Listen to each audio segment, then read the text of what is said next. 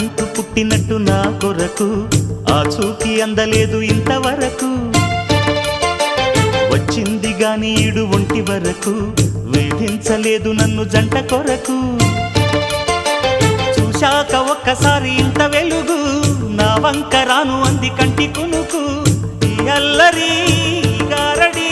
నీలీల అనుకోనా నీ పేరు ప్రేమ అవునా ఇవాళే నిన్ను పోల్చుకుందా